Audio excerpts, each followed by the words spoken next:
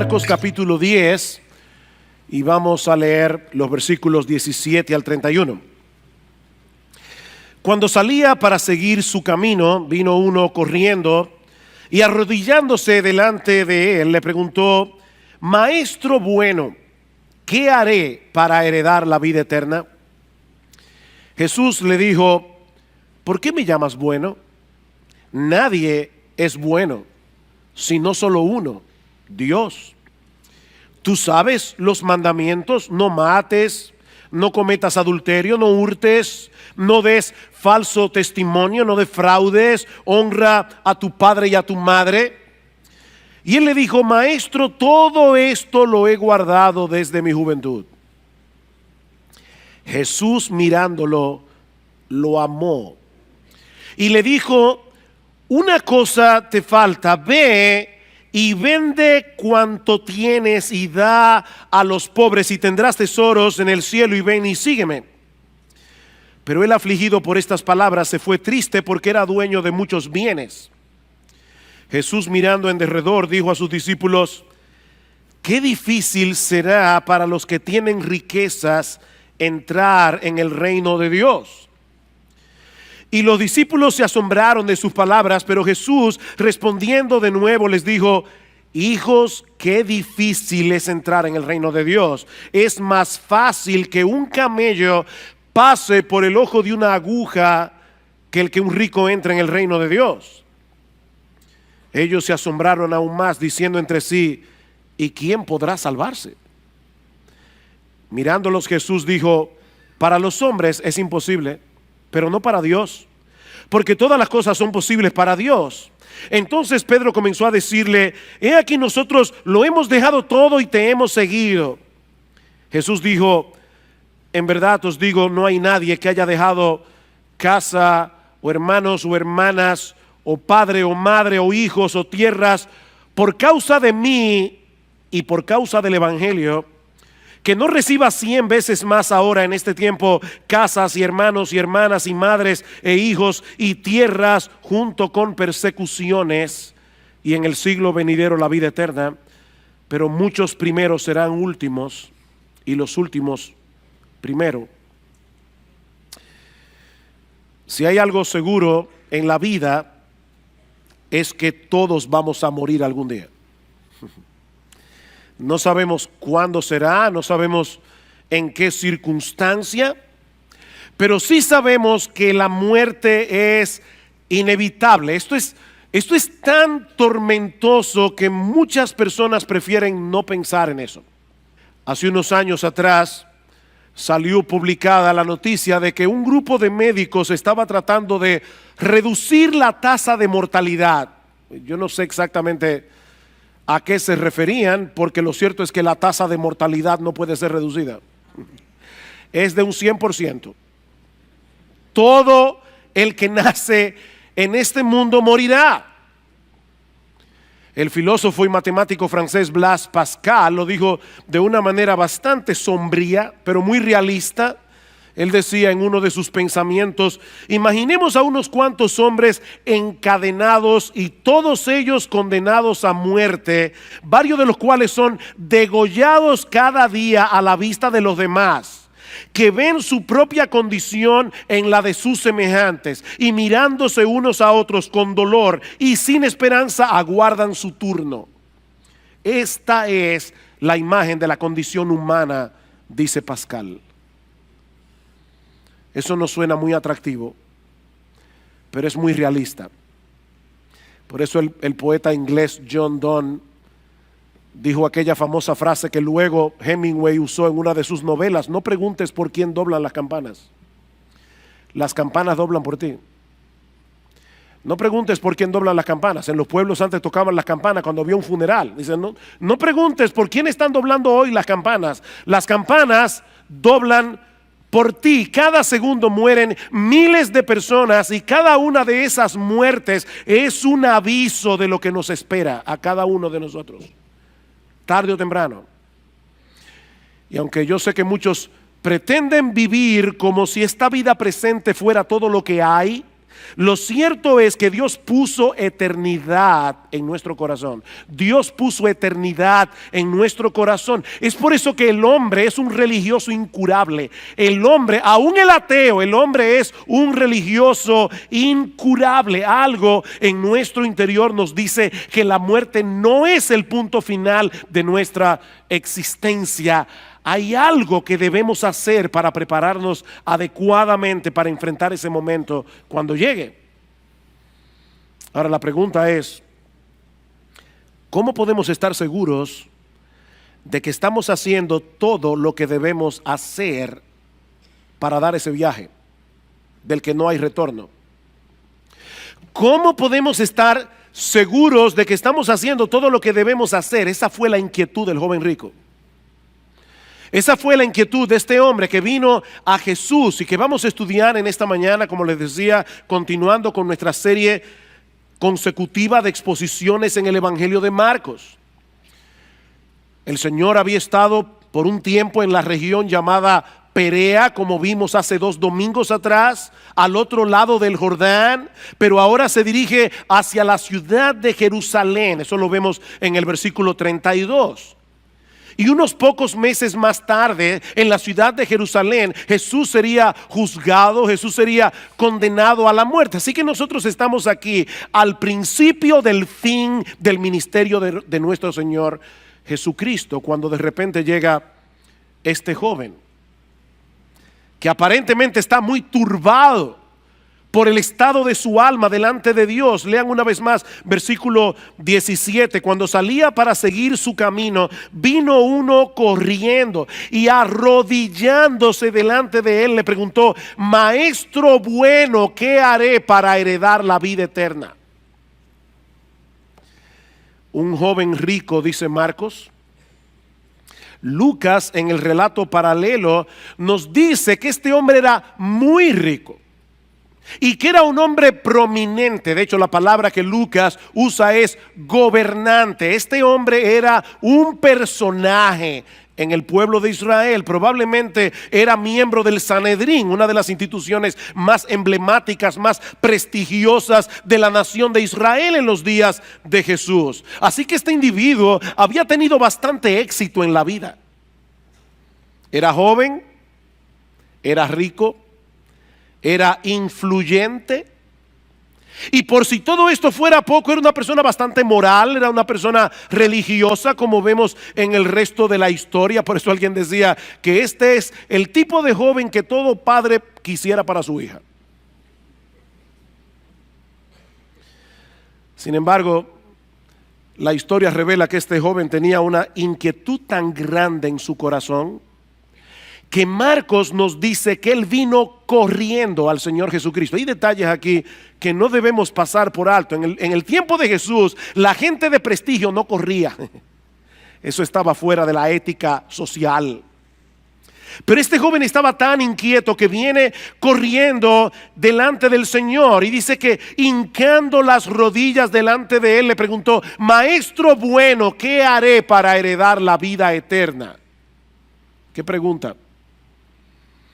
En otras palabras, Maestro, ¿cómo yo puedo estar seguro de que yo estoy haciendo todas las cosas que yo debo hacer para ir al cielo?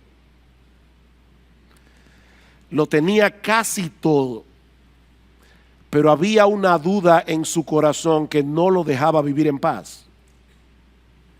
Una pequeña duda, una gran duda. Esto no es para hacer chistes, pero me vino a la mente algo que vi hace unos años atrás en una viñeta de esa que salen en los periódicos. Había un individuo en el desierto muriéndose de sed y habían 2 manantiales de agua al lado y un letrero que decía: cuidado, agua venenosa, y en el otro decía: esta agua es potable, y otro letrero que decía: o será al revés.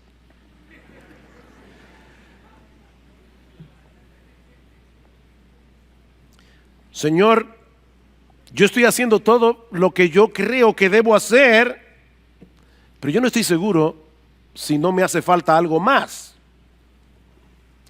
Y yo confío en lo que tú me vas a decir. Dime qué tú crees que me falta para yo tener vida eterna. Ahora, hermanos, piensen en esto por un momento. Ese es el sueño de todo cristiano, que alguien venga a ti y te pregunte, dime qué yo debo hacer para ser salvo. Pero ahora escuchen la respuesta de Jesús.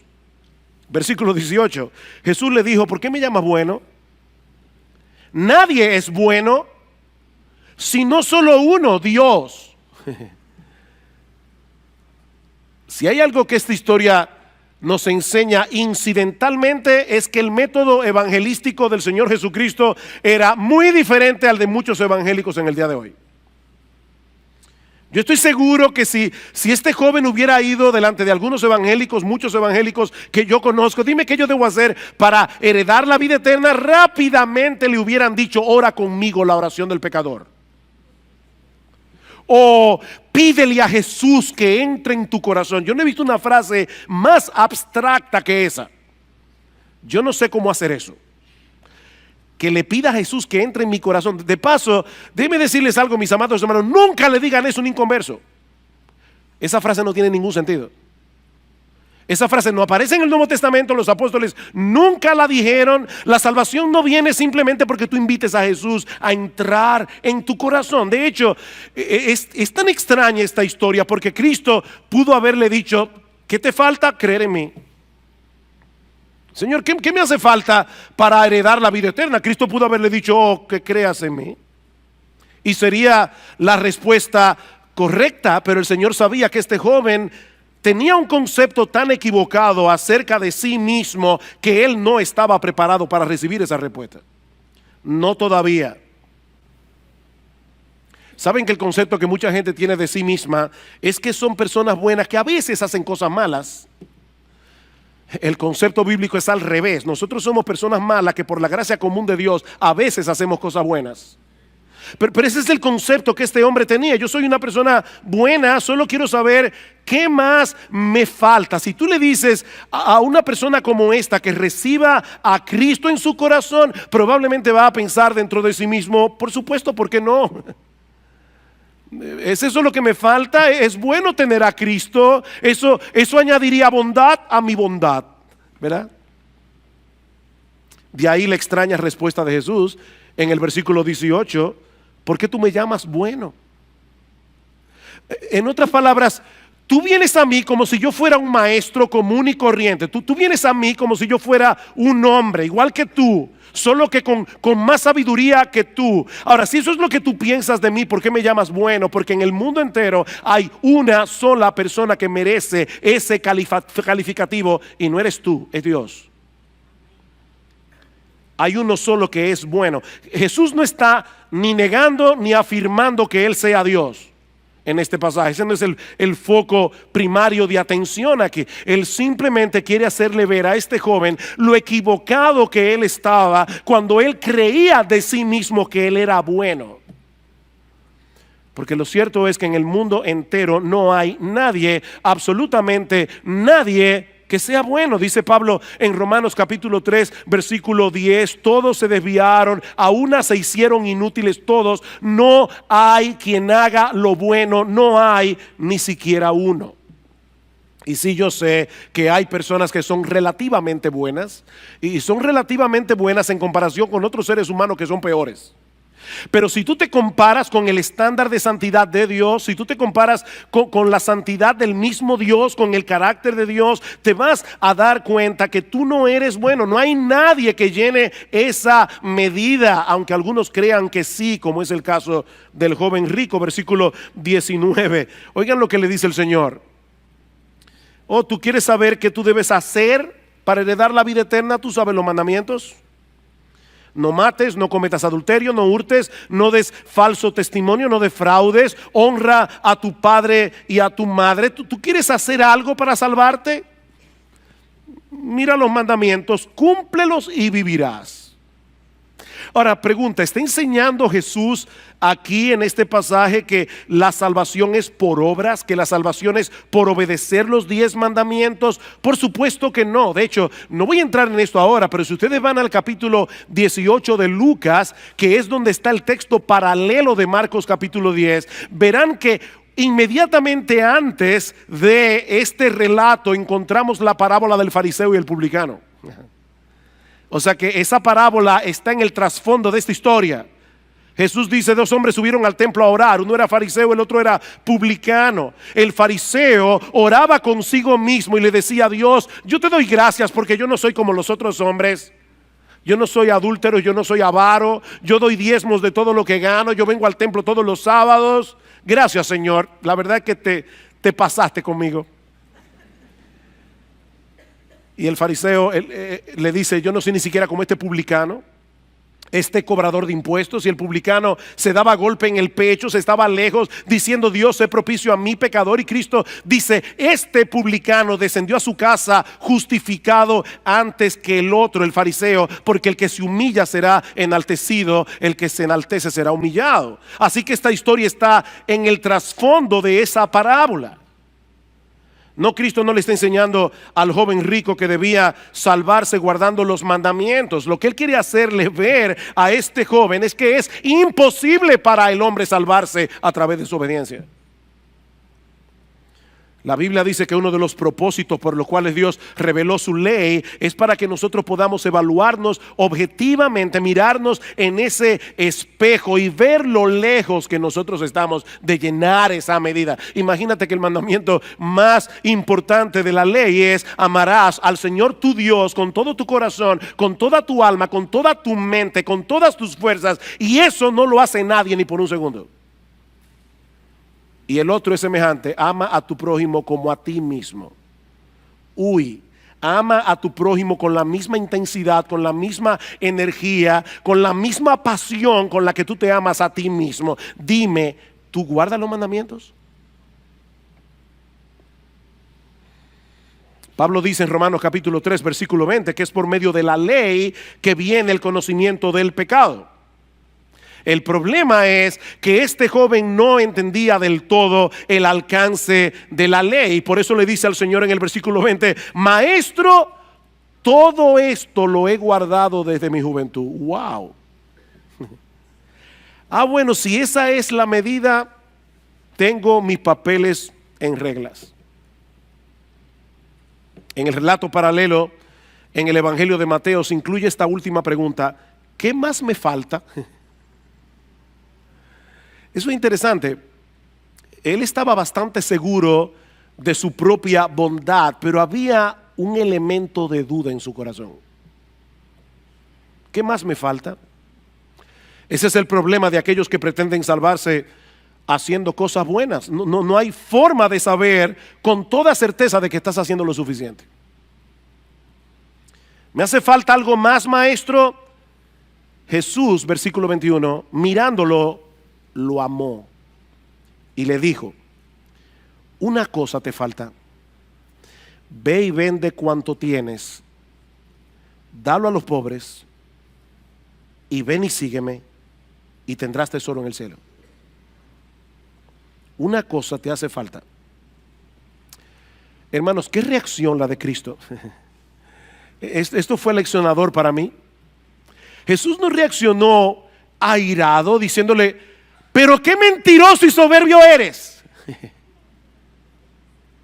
¿Estás tan ciego que no puedes darte cuenta de que no existe en este mundo ningún ser humano que llene esa medida de la ley de Dios? No. El texto dice que Jesús, mirándolo, lo amó. Y Marcos es el único que incluye ese detalle en los evangelios. El Señor Jesucristo sintió una profunda compasión por este joven que estaba perdido en su moralidad. Si me oíste bien, este joven estaba perdido en su moralidad. Los puritanos decían: hay dos formas en que se puede hundir un barco. Una es cargado de estiércol y la otra es cargado de oro, pero se va a hundir igualito.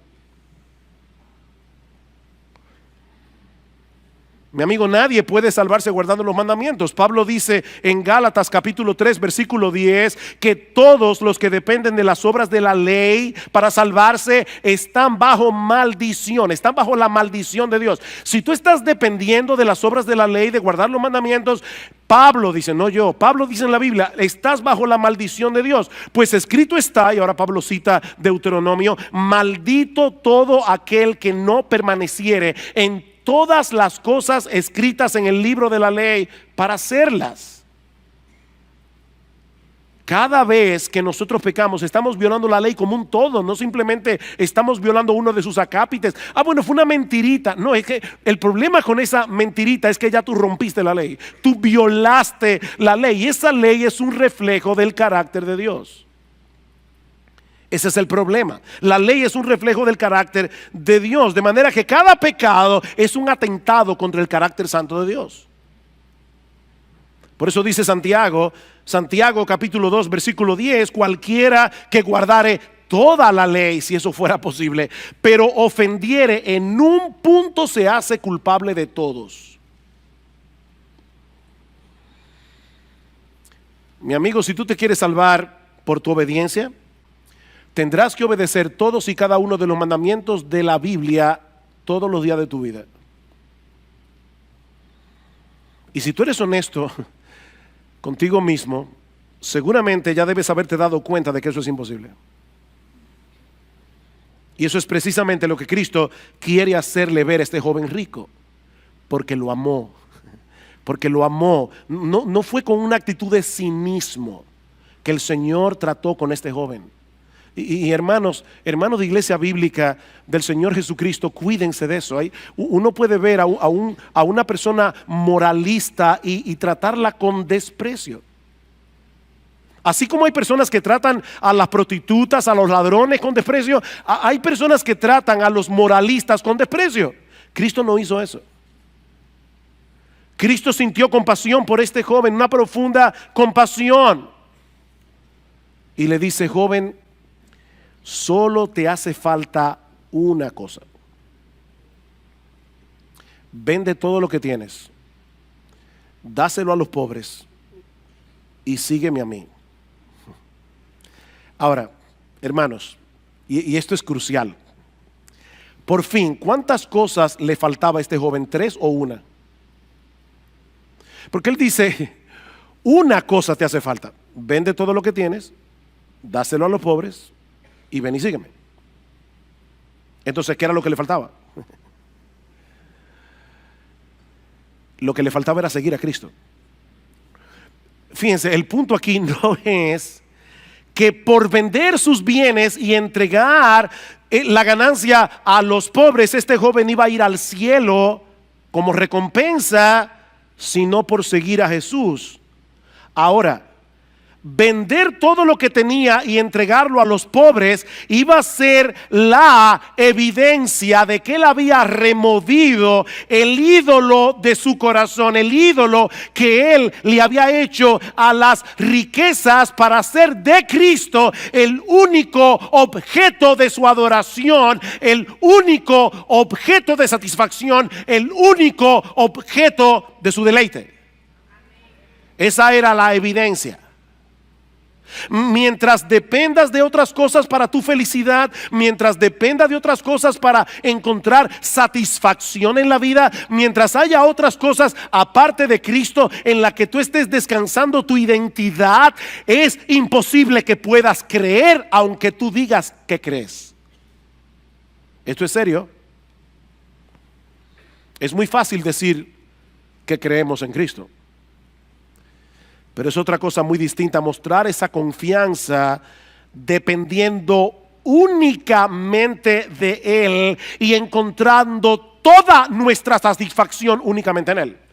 Y la palabra únicamente aquí es importante. ¿Sabes lo que Jesús le está diciendo a este joven? Joven, déjame decirte algo. Imagínate la vida sin dinero. Imagínate la vida sin nada de dinero. Y imagínate la vida sin tus bienes. Imagínate la vida sin tus casas. Imagínate la vida sin tus carros, sin tu ropa, sin tus muebles, sin tu vivienda, sin tu cuenta bancaria. Imagínate una vida en la que solo me tuvieras a mí. Pregunta, ¿estarías satisfecho?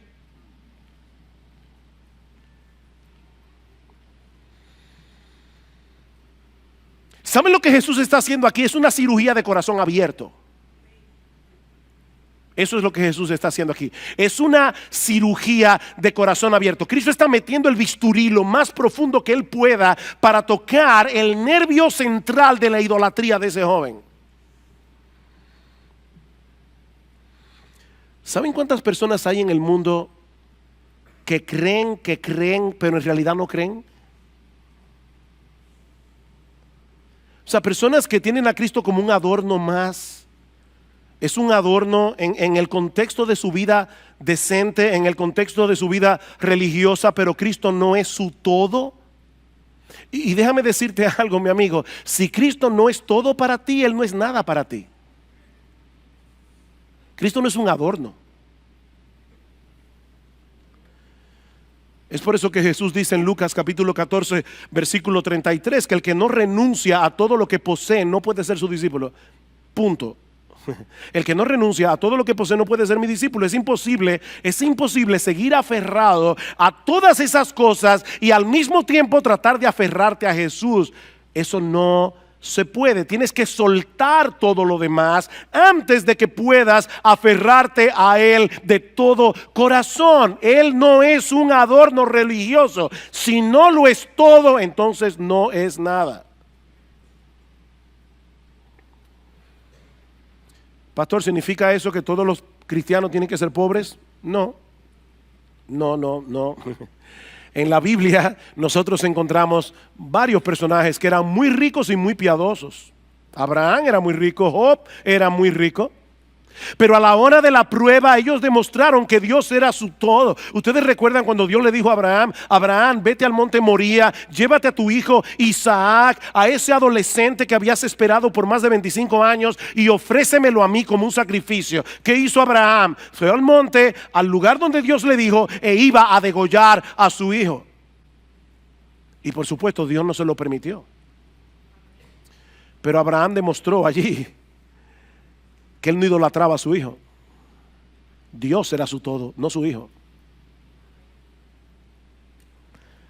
Lamentablemente este joven no pasó la prueba. En aquel momento crucial de su vida quedó evidenciado claramente quién era realmente su Dios. Versículo 22. Pero él, afligido por estas palabras, se fue triste, porque era dueño de muchos bienes. ¿Ven el contraste? El mismo que vino corriendo, hincando las rodillas, el mismo que vino con todo ese entusiasmo, se fue angustiado. Ese es el significado literal de la palabra griega que se usa allí y que nuestra Biblia traduce como afligido. Es exactamente la misma palabra griega que aparece en Mateo capítulo 26 versículo 37, cuando dice que el Señor estaba angustiado en el huerto de Getsemaní. Es la misma palabra. Se fue angustiado. El cáncer del materialismo había hecho metástasis en el corazón de este joven. Él estaba atrapado. Toda su vida dependía de sus riquezas. Mis hermanos, amigos que están aquí, escúchenme bien, porque esto que voy a decir ahora es una distinción crucial. El problema de este joven no radicaba en el hecho de tener muchos bienes. Su problema era que los bienes lo tenían a él. Es diferente. Él estaba atrapado, él estaba esclavizado por sus bienes. Él era un esclavo. Y nadie que no esté dispuesto a renunciar a esa esclavitud puede abrazar a Cristo de todo corazón. Nadie puede abrazar a Cristo de todo corazón mientras no esté dispuesto a soltar esa soga. Ahora, ¿saben cuál es el problema? El problema es que ningún ser humano puede librarse de esa tiranía por sí mismo. Óyeme bien, ningún ser humano puede librarse de esa tiranía en sus propias fuerzas. De ahí las palabras de Jesús a partir del versículo 23. Cuando se va el joven rico, dice Jesús, mirando en derredor, dijo a sus discípulos: qué difícil será para los que tienen riquezas entrar en el reino de Dios. Y los discípulos se asombraron de sus palabras, pero Jesús, respondiendo de nuevo, les dijo: hijos, qué difícil es entrar en el reino de Dios. Es más fácil que un camello pase por el ojo de una aguja que el que un rico entre en el reino de Dios. Ellos se asombraron aún más, diciendo entre sí: ¿y quién podrá salvarse? Mirándolos, Jesús dijo: para los hombres es imposible. Para los hombres es imposible. Esa es la enseñanza de toda esta sección. La salvación es imposible para los hombres, sean ricos o sean pobres. Noten lo que dice en el versículo 27 otra vez. Mirándolos, Jesús dijo: para los hombres. Él no dijo para los ricos, Él no dijo para los pobres, Él dijo para los hombres, sean ricos, sean pobres. Para los hombres la salvación es imposible. Pero los ricos son más vulnerables a sentirse tan satisfechos en sus riquezas que no sean capaces de percibir lo impotente que son. Están tan acostumbrados a que todo lo resuelven por ellos mismos, a que todo lo resuelven con sus propios recursos, a que solo tienen que buscar la chequera, dar un tarjetazo. Están tan acostumbrados a vivir así que ellos no dependen de Dios. Es muy difícil que ellos vean su dependencia. Es muy difícil que vean su miseria. Es muy difícil que vean el estado tan deplorable en que se encuentran. Por eso resulta más fácil pasar un camello por el ojo de una aguja a que un rico entre en el reino de Dios. Pastor, ¿y qué significa eso? Pasar un camello por el ojo de una aguja, exactamente eso mismo. Exactamente eso mismo. Esa era una frase coloquial que se usaba en aquellos días para señalar algo que es imposible. Es como los gringos tienen una frase en inglés que yo no sé si se usa en español, pero ellos dicen: cuando a las ranas les salgan pelos. O sea, nunca. La misma posibilidad que hay de que a una rana le salgan pelos, o de que tú entres un camello por el ojo de una aguja, es la posibilidad que hay de que un rico entre al reino de Dios. Es absolutamente imposible que un camello pase por el ojo de una aguja, y así también es imposible para el hombre salvarse en sus propias fuerzas, y mucho menos alguien que se siente tan satisfecho por todo lo que tiene. Es imposible. Las riquezas pueden ser un gran problema, pueden ser un gran obstáculo, y pueden impedir a los hombres que vengan a Cristo con humildad, que vengan a Cristo con ese sentido de dependencia del que hablábamos el domingo pasado. ¿Recuerdan cuando estudiamos el texto de los niños que dice: dejad a los niños, venid a mí, porque de los que son como ellos es el reino de los cielos? Dice Cristo en el versículo 15 de Mateo 10 que estudiamos la semana pasada. Dice el Señor aquí: en verdad os digo, el que no reciba el reino de Dios como un niño no entrará en él. Con ese mismo sentido de dependencia, con ese mismo sentido de humillación que tienen los niños. Ahora, esto fue chocante para los discípulos, ¿se dieron cuenta? 2 veces dice que ellos se asombraron. Y le preguntan al Señor: entonces, ¿quién podrá salvarse? En el contexto cultural de estos hombres, las riquezas eran una señal inequívoca de la bendición de Dios. Si tú eras rico es porque definitivamente el favor de Dios estaba sobre ti. Esa era la mentalidad de los apóstoles. De ahí el asombro. Si resulta más fácil pasar un camello por el ojo de una aguja que el hecho de que un rico pueda entrar en el reino de Dios, entonces ¿quién podrá salvarse? Y la respuesta de Cristo es contundente: nadie. ¿Oíste bien? ¿Quién podrá salvarse? Nadie. para los hombres es imposible. No podemos cambiarnos a nosotros mismos. No podemos limpiarnos de nuestros pecados. No podemos disponer nuestro propio corazón para amar a Dios, para amar su gloria por encima de todo, aún amar a Dios y su gloria más que tu propia vida. Tú no puedes hacer eso por ti mismo. Eso es imposible. Estamos encadenados, condenados a ser unos esclavos miserables, a menos que un poder superior intervenga a nuestro favor. Y eso nos lleva a la segunda enseñanza de este pasaje. La salvación solo es posible para Dios a través de la persona de Cristo.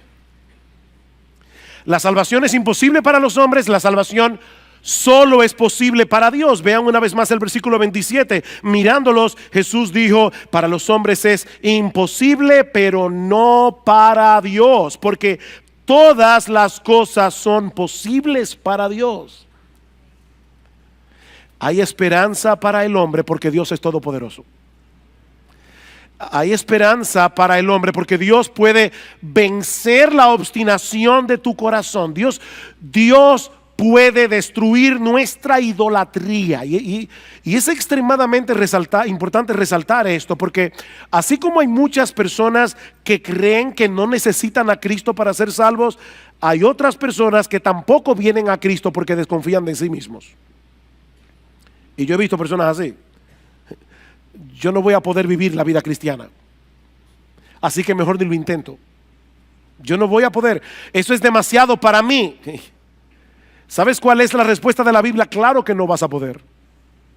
Claro que no vas a poder hacerlo en tus propias fuerzas. La salvación es imposible para los hombres, pero no es imposible para Dios. Mi amigo, tú no puedes por ti mismo romper las cadenas que te mantienen esclavizado al mundo, esclavizado al pecado. Tú no puedes, pero Dios puede.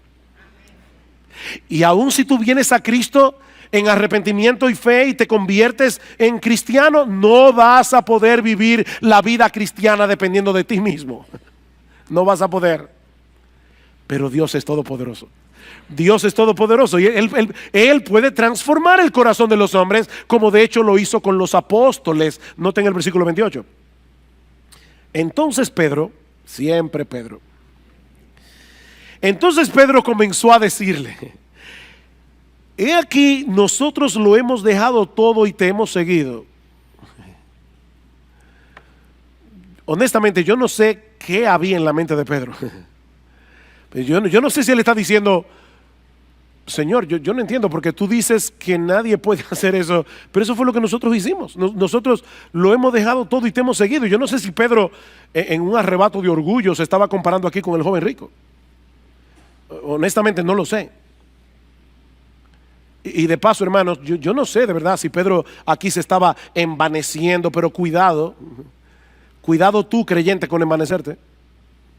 Porque si tú te convertiste al Señor, no fue por tu propia fuerza, no es porque tú eras mejor que aquel amigo tuyo al que también le predicaron el evangelio y no se ha convertido. La salvación es por gracia y depende de Dios. Ahora, lo cierto es que los apóstoles estuvieron dispuestos a renunciar a muchas cosas para seguir a Cristo. Eso es verdad.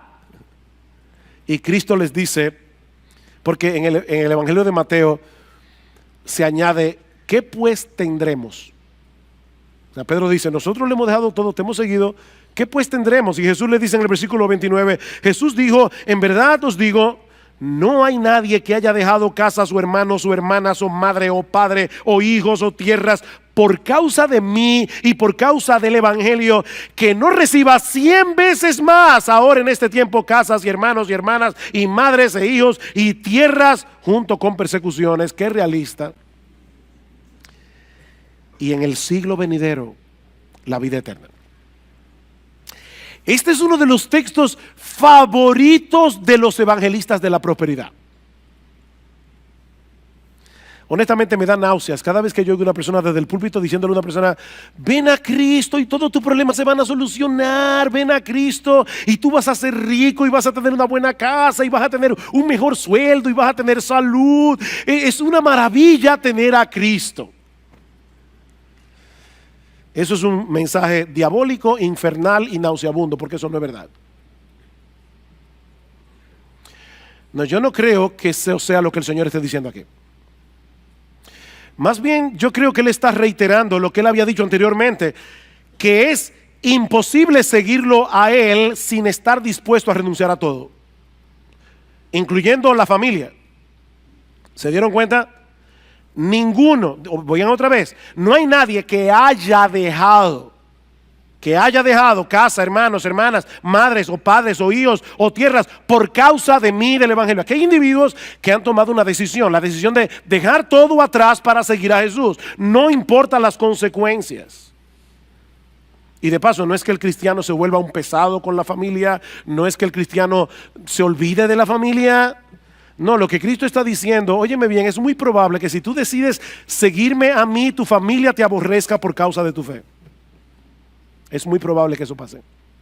Y de hecho, el mismo Cristo dijo en Mateo capítulo 10, versículo 34, no penséis que he venido para traer paz a la tierra, no he venido para traer paz, sino espada, porque he venido para poner en disensión al hombre contra su padre, a la hija contra su madre, a la nuera contra su suegra. Y yo sé que algunos dirán, pero eso ya todo el mundo lo sabe. No, a la nuera contra su suegra por causa de la fe, no porque la suegra se mete. O sea, dice, a la hija contra su madre, a la nuera contra su suegra, y los enemigos del hombre serán los de su propia casa, dice Jesús. El que ama a padre o madre más que a mí no es digno de mí. El que ama a hijo o hija más que a mí no es digno de mí. El que no toma su cruz y sigue en pos de mí no es digno de mí. El que haya su vida la perderá, y el que pierda su vida por causa de mí la hallará. Definitivamente Cristo no se andaba con medias tintas.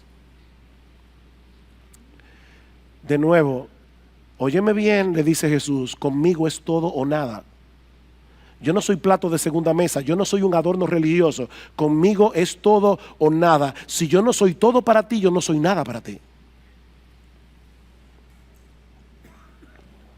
El que no está dispuesto a pagar ese precio por causa de Cristo y por causa del evangelio, como dice en el versículo 29, no puede ser cristiano.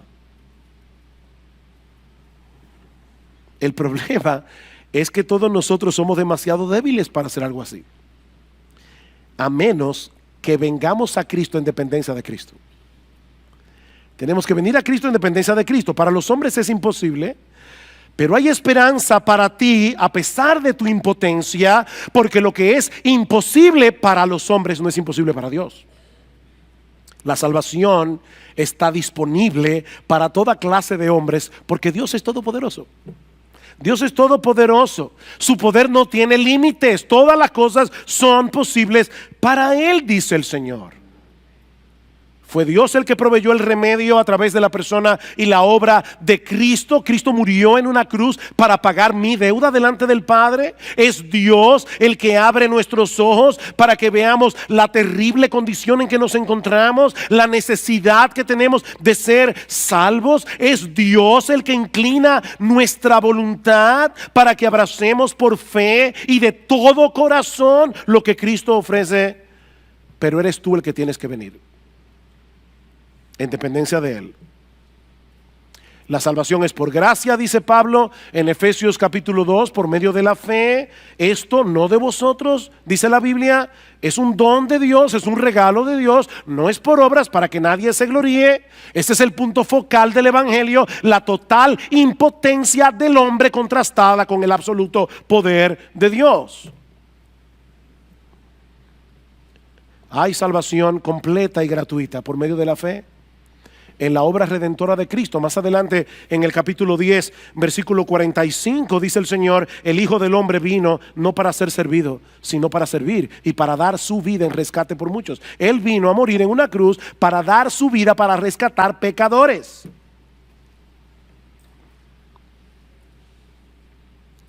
Y es precisamente a través de la proclamación de ese mensaje del evangelio, y por eso estamos predicando hoy aquí, que el poder de Dios se manifiesta para salvación, mientras llamamos a los hombres a la fe y al arrepentimiento. Mi amigo, si tú vienes a Cristo, vas a perderlo todo y vas a ganarlo todo. Vas a perderlo todo, vas a ganarlo todo. Eso es lo que dice el versículo 29. No hay nadie que haya dejado casa o hermanos o hermanas o madre o padre o hijos o tierras por causa de mí y por causa del evangelio que no reciba 100 veces más ahora en este tiempo casas y hermanos y hermanas y madres e hijos y tierras junto con persecuciones y en el siglo venidero la vida eterna.